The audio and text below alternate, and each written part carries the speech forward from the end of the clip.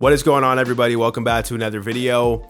Today we are talking about the buy low players that you should target in trades. And yeah, let's just dive right into it, guys. We're going to be talking about forwards first. And also, I just wanted to mention that I'm going to change my communication style a little bit for these videos. I'm going to have it be a little bit more off the cuff, a little more natural, rather than me kind of reading off a script in my own head. Let me know in the comments below if you like it. I think it's easier to digest and kind of just listen to if you're on the go. Anyways, guys, let's go over this list of forwards that I think you should buy low on. The first player that I want to talk about is Matthew Tkachuk of the Florida Panthers. Now, before we talk about Matt Tkachuk, I just want to tell you guys how I identify buy low players. Basically, what I do, the number one thing I do is look at shooting percentage.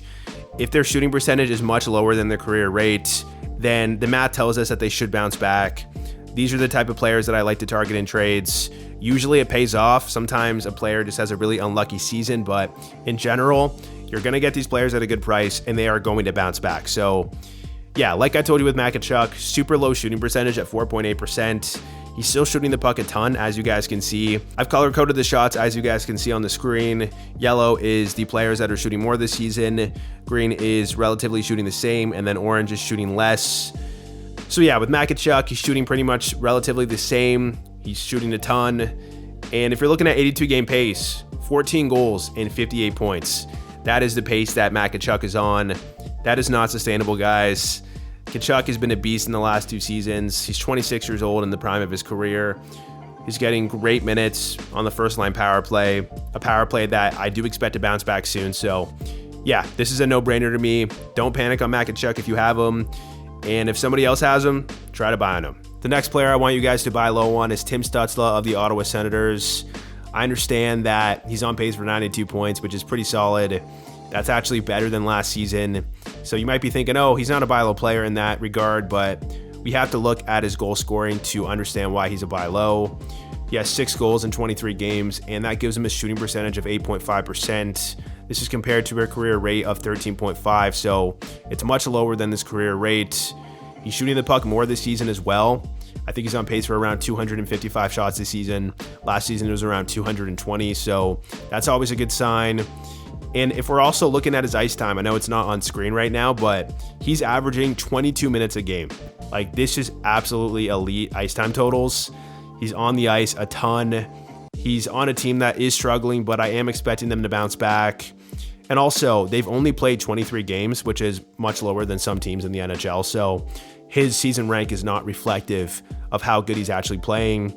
In general, guys, he's a 21-year-old who put up 39 goals last year and 90 points, playing a ton of minutes, low shooting percentage, future superstar in the NHL. He already is a superstar. Buy low in Stutzle, it's a no-brainer to me. Next up, we have Kirill Kaprizov of the Minnesota Wild. He definitely has struggled this year. He's not, putting up the numbers that we expect of him.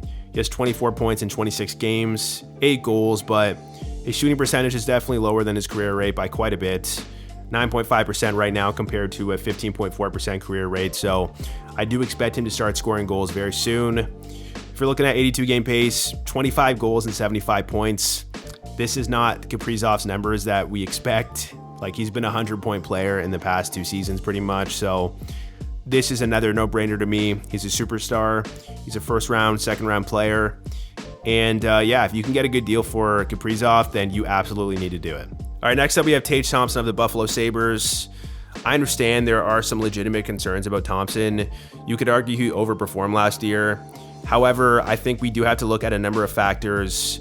He struggled early on and then he got injured, so he hasn't been able to get into a rhythm. His pace right now is 28 goals and 61 points. I don't think these numbers are sustainable. I think he's still a 35 goal scorer and an 80-point player at least. If you're looking at his shooting percentage, it's not much lower than his career rate, but it's much lower than the last 2 seasons. If you're looking at the last 2 seasons, he's averaged around a 15% shooting percentage. So if you're comparing his current shooting percentage to that, I do expect to bounce back there. In general, guys, Thompson showed that he is a superstar last year. It's a little more of a risky buy low compared to some of these other guys, but I am expecting some big nights very soon. So if you can get a good deal with a frustrated owner that has Tage Thompson on his team, then I think you should do it. Also, one more thing I wanted to mention about Tage Thompson is that he is shooting the puck a little bit less this season than last. That is one concern I have, but this is also a very small sample size. So in a couple of games, he could have some big shots. He could put up a lot of shots in those games, and then that can come back to normal. So I wouldn't put too much stock into it, but it is something worth mentioning and something that you should probably consider just in case you're looking to trade for him. Next up, we have Mika Zibanejad of the New York Rangers. I do think that his numbers aren't screaming buy low compared to some other players, but he is a buy low player in my opinion. His 82-game pace of 24 goals and 69 points is not sustainable. He's still a 30-goal scorer and an 80-point player, in my opinion. The only red flags I do want to tell you guys about Zibanejad is that his even-strength goal scoring is not good. Last year, he really relied on the power play, and he's relying on the power play once again. So I hope he can bounce back. I mean, last year, it was a similar situation. Started off super slow in the first half and then bounced back. It might have not been last year. It might have been 2 years ago, but he is known to be a second half player.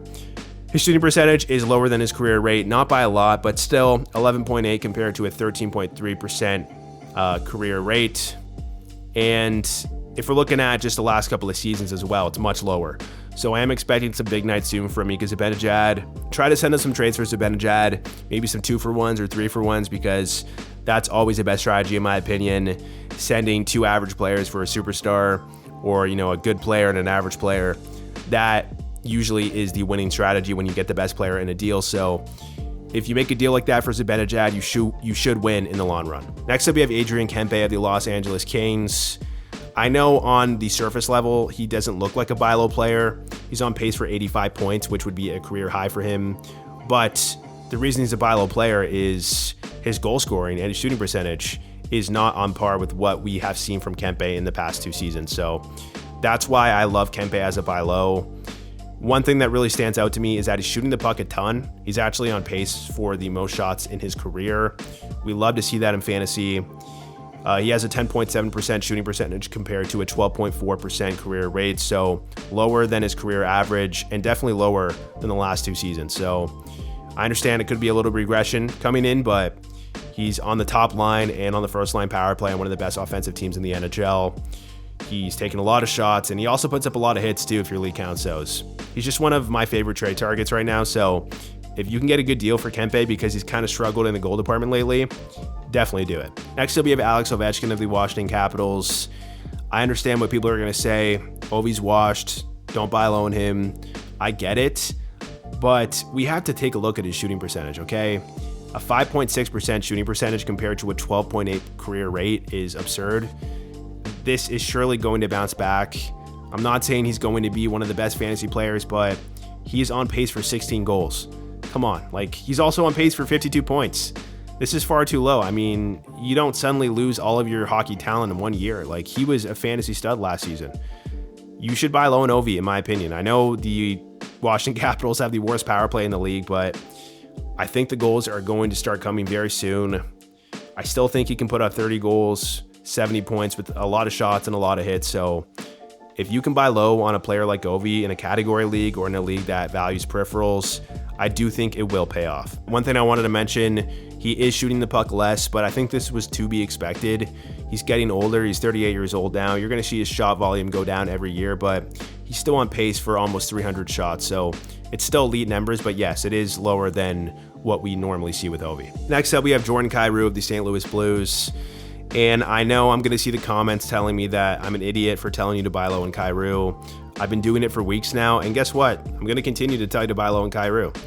The reason he is a great buy low is his shooting percentage is 5.6%, okay? This is compared to a 12.5% career rate, so this tells us that it should bounce back.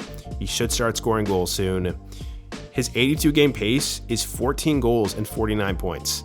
This is a guy who scored 37 goals last year and 75 points, I believe. I just don't think that this is sustainable whatsoever. Jordan Kyrou has got to be one of my favorite buy low targets because I think his value has completely went down. He got dropped in one of my leagues, a 12-team league the other day. I think it was yesterday. I'm definitely going to put a claim on him because why would I not? I mean, I'm definitely, I'm trying to send out trades for Kyrou at the moment.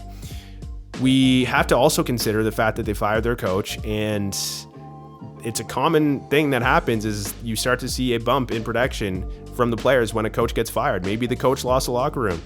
I do expect Kyrou to bounce back. And maybe his deployment could even improve when there's a new coach involved. So that's something to look out for.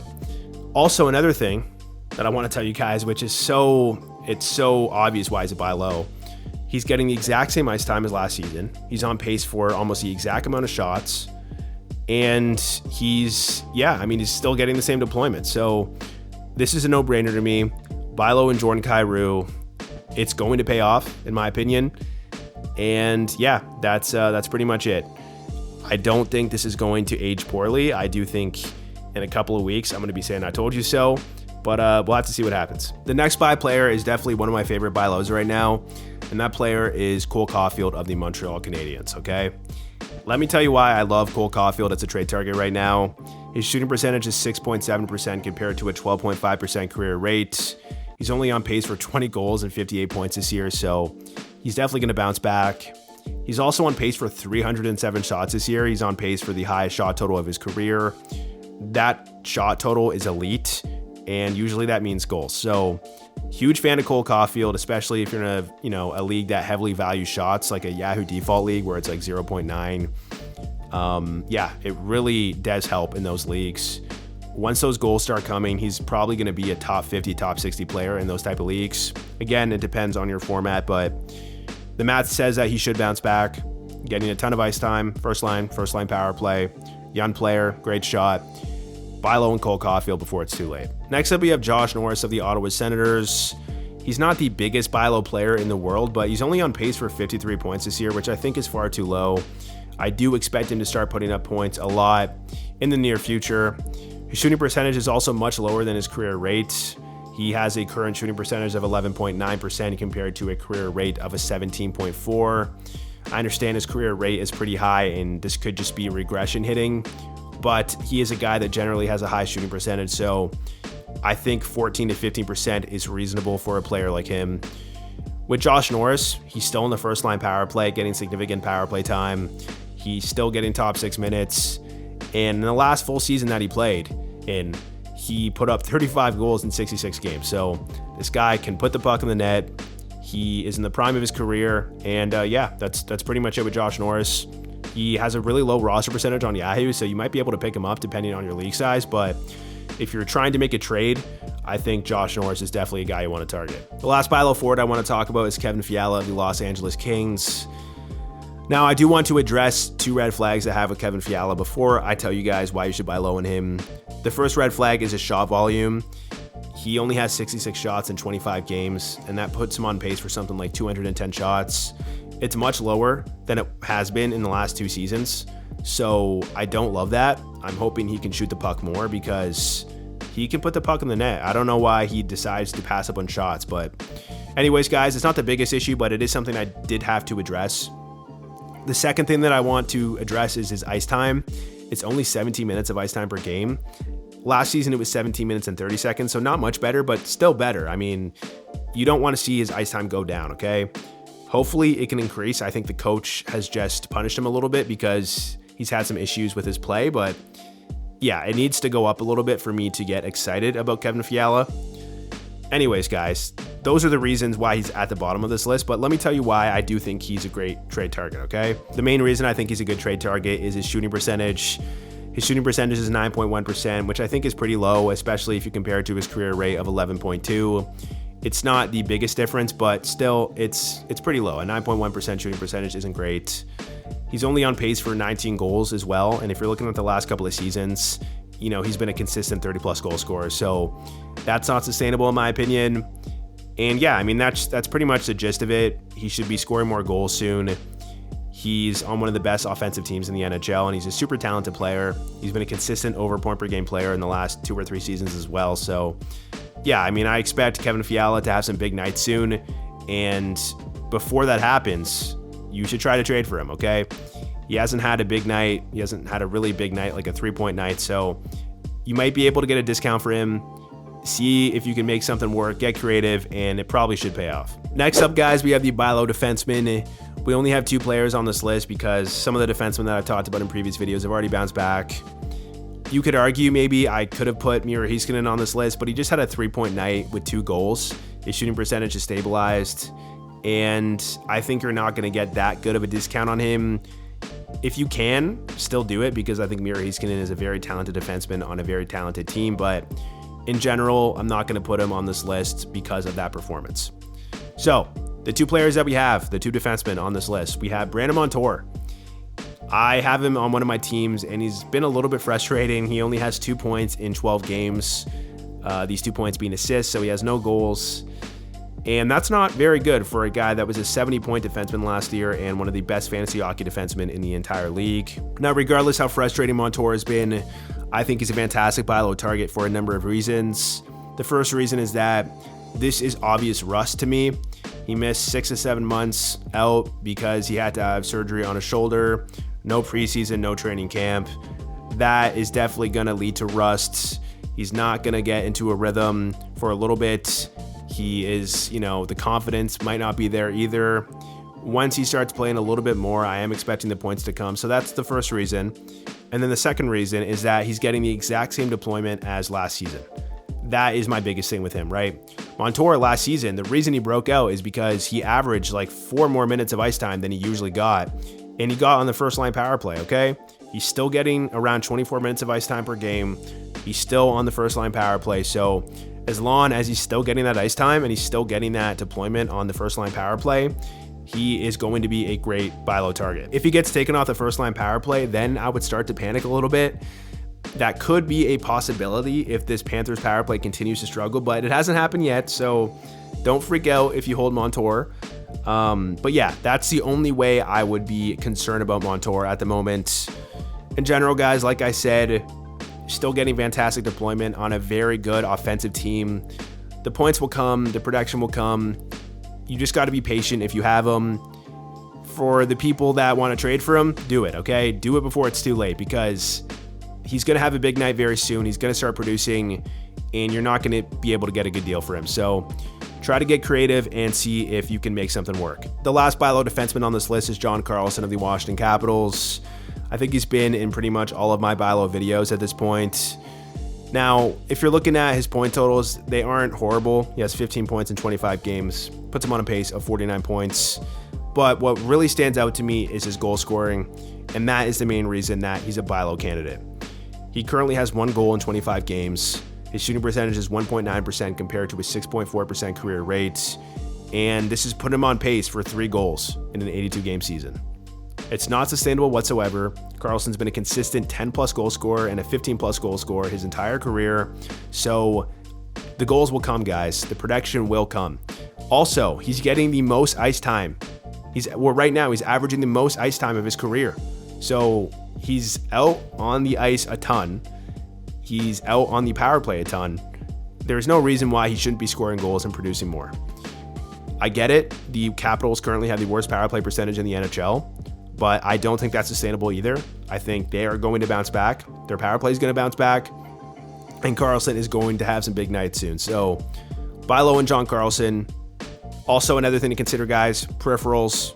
Great peripherals in terms of shots, hits, and blocks. So if your league counts those, that's another bonus. He has that safe floor baked in. I'm a big fan of buy low in John Carlson, and I think the window will close in the next couple of weeks. So yeah, try to see if you can make something work. Next up, we have buy low goalies. We only have 2 goalies on this list. These goalies are Alexandar Georgiev and Darcy Kuemper. Let me tell you why I think you should buy low on these goalies. The first goalie, Georgiev, his record 14-7-1, pretty decent, but his stats, not so much. He has a 3 goals against average and a .897 save percentage. If you're looking at his career percentages and his goals against average, they aren't as bad. A 2.82 goals against average and then a .910 save percentage. So I do think he will come back to similar numbers.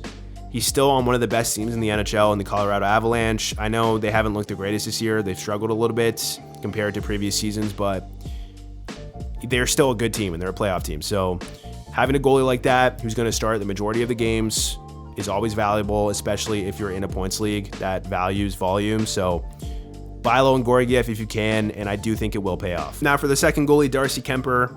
This might be a little bit of a controversial one, and I do want to say that this is definitely a risky buy low. It's always risky trading for goalies, but in Kuemper's situation, yes, there is risk involved. So I'll put that out there. I'm not telling you to go out and trade for Kuemper. It's a clear buy low, but let me give you the buy low case for Darcy Kuemper. The first reason is, obviously, if you guys have been following the Capitals goalie situation, Charlie Lindgren has been outplaying Kuemper immensely. Lindgren has played amazing, but this happened last season.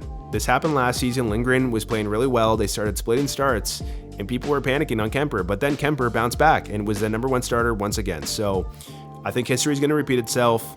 Kuemper's getting paid like a starting goalie, and he's still a talented goalie in my opinion. So I think he will regain the starter's crease. And also, if you're looking at his career goals against average and career save percentage, they're much better than his current goals against average and save percentage. So I do think these numbers are going to improve. The Capitals, although they have struggled on and off this season, they're still not a horrible team. They're still winning. So if Kuemper can become the #1 starter again, he should put up decent wins and decent numbers. We'll see how it all plays out, guys, but in general, in a points league, I think this is a good buy low. Category league, a little bit more riskier, but in a points league where it values volume and saves, Kuemper could be a great buy low if he becomes the #1 starter again. Now, quickly, I just want to talk about some injured buy lows. If someone in your league has one of these players and they're struggling and they need immediate help, there is a good chance you can get a good deal for these guys. So take a look at them. Only do this if you feel comfortable with your team and you feel comfortable with your place in the standings, because if you're struggling to make it to the playoffs right now, then it might not be the wisest decision to trade away a healthy guy for one of these players. So I'll just put that out there. But yeah, we have Kyle Connor. We just got news he's out 6 to 8 weeks. He's been playing incredible. He'll probably be rusty when he comes back, but this is a guy that has elite upside. And if you can get a good deal for him, you probably should. Then we have Andrei Svechnikov. Now, this might be a little bit more riskier because we don't have the timeline for him. He had an MRI, and then Rod Brindamore confirmed that he's going to be out for a while. But Svechnikov is still a beast. You know, first-line power play, top 6 guy, puts up elite shots and hits, young player. So if he is going to return in like 2 months and you can get a good deal for him, you feel comfortable in your standing situation, then yes, buy low on Andrei Svechnikov. Next will be a goaltender, Joseph Woll of the Toronto Maple Leafs. If you need a goalie, this is definitely an awesome buy low target. He's going to be out 1 to 2 months with a high ankle sprain, and I think when he comes back, he will be the #1 starter on the Maple Leafs. He's played much better than Samsonov. He looks much better out there, and the Leafs are a playoff team that let a lot of shots against. So Woll's going to have some big nights when he's back. Hopefully the high ankle sprain doesn't linger, because I know they can be a little bit tricky. That's one risk in trading for him, but if you're doing pretty good in the standings and you need a goalie, you can get a discount on him, and it probably should pay off. Then we got 2 more players. Shea Theodore. He's going to be out for a couple of months, I believe, but when he was healthy, he was playing absolutely incredible. He was quarterback in the first-line power play, and I think he's just super talented. So if you need a defenseman, buy low on him. Then we got Boone Jenner, who is an absolute category beast. I mean, he puts up shots, hits, blocks, he scores goals. He does absolutely everything. He plays in the top line and in the first-line power play as well. So this is a no-brainer to me. If you can get a good deal for Boone Jenner, it probably should pay off. He's going to be out, 4 to 6 weeks. Put him on your IR, and yeah, he should come back healthy and be playing pretty good again. Finally, I just wanted to give a shout out to Clayton Keller, who I do think is a good buy low target as well. I forgot to put him in the buy low forward list, but he hasn't been scoring a lot of goals lately, and also his shooting percentage is lower than it's been in the last couple of seasons, so he could be a good buy low target. Also, another player I wanted to talk about is Tyler Toffoli. He might be a buy low player because he's struggled a little bit lately. The reason he's a buy low player is because he is on the first line power play, on the best power play in the league in the New Jersey Devils, playing alongside Jack Hughes. I mean, it's just invaluable. He's going to have some big nights, and he could single-handedly win you some weeks. So buy low on Tyler Toffoli. I think he's a great option. All right, guys, that's the end of the video. Make sure to hit that like button if you enjoyed it. Subscribe if you're new to the channel, and I will catch you in the next one.